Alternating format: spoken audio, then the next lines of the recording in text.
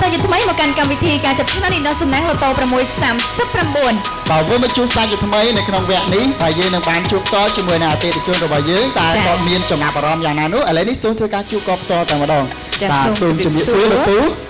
បាទឃើញថាថ្ងៃនេះអតិថិជនយើងពិសេសមែនតើចាបាទសូមស្គាល់ឈ្មោះផងតើលោកពូឈ្មោះអ្វីហើយអញ្ជើញមកពីឋានណាដែរលោកពូខ្ញុំឈ្មោះឆាន់លៀនលោកវីនៅក្រុងតាខ្មៅខេត្តកណ្ដាលអូហូបាទអ្នកតាខ្មៅយើងនេះទេចាបាទតើសម្រាប់ការឆ្នះទៅប្រាក់4លានរៀលនេះលើកទីប្រមាណហើយលោកពូលើកទី2ហើយលើកទី2ហើយ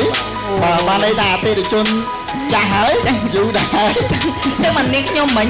កត់កោចាបងនេះខ្ញុំទុកធុងអត់ចង់ជាប់កត់កោជើងចាស់ដៃធ្ងន់បាទហើយ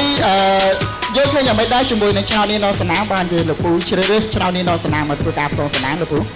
ខ្ញុំយល់ឃើញថាឆ្នោតនេះដល់សំណាងនេះគឺវាសុក្រិតយុទ្ធធម៌ជាងគេដោយមូលហេតុថា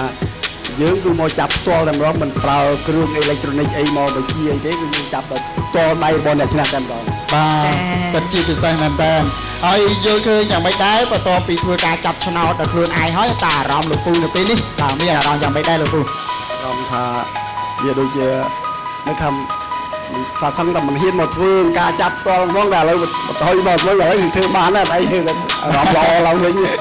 បាទដូចជាអត់ភ័យទេលោកពូក្លាហានភ័យបាទអរគុណច្រើនបាទប្រិយមិត្តទូរទស្សនិកជនឥឡូវនេះក៏សូមគោរពអញ្ជើញបាទអ្នកតំណាងខាងក្រុមហ៊ុនឆ្នោតនេះនៅសនាធ្វើការប្រគល់រង្វាន់ជូនលោកពូដែលមានសំណាងឆ្នះនៅក្នុងយប់នេះបាទសូមបបិសាទរដល់លោកពូដែលមានសំណាងបាទឆ្នះទៅប្រាក់4លានរៀលសម្រាប់ប្រតិបត្តិថ្ងៃនេះផងដែរបាទអរគុណច្រើនបាទលោកពូអាចសម្រាប់បានអរគុណបាទជួបពរសំណាងល្អសុខភាពល្អ